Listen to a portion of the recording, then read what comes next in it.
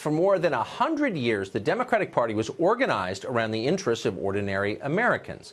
Democrats ran campaigns on things like higher wages, better working conditions, against the banks that crushed their voters with debt.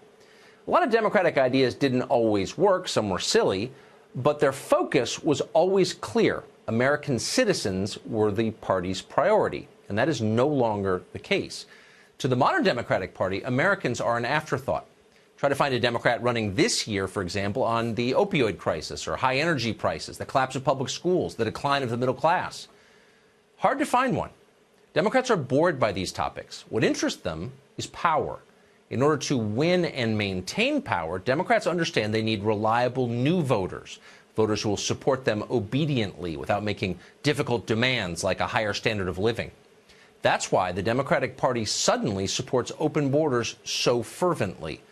Immigration is really the only issue that matters to them because packing the electorate is the only way they can regain control of this country. Their goal is clear, and they will do or say anything to achieve it. Here, for example, is the governor of New York likening the Trump administration to Islamic terrorists for the crime of daring to enforce federal immigration law. Watch. They are on a jihad to deport as many people as they can who they believe are not in the United States legally. Who they believe are not in the United States legally. Pretty easy to determine whether someone's here legally or not. And it wasn't that long ago that leading Democrats like Bill Clinton, for example, argued in public that our country should deport illegal immigrants. They're here illegally, after all. They're breaking our law. Now, Democrats claim that non-citizens, even illegal ones, have a right to vote in our elections. That is happening in San Francisco and in parts of the state of Maryland. By the 2020 election, it'll be happening in many other places. That's guaranteed.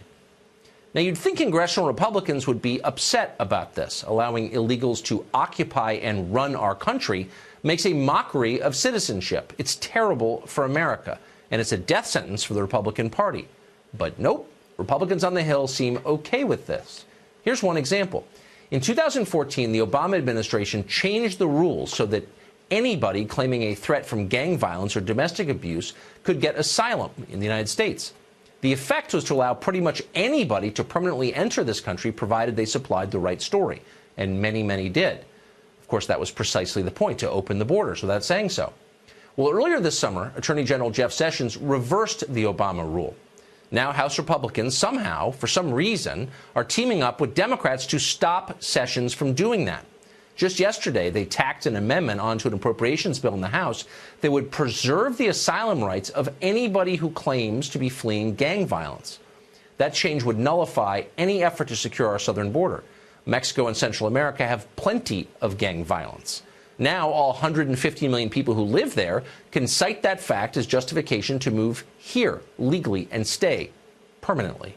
When they get here, they'll find Democrats eager to give them the right to vote.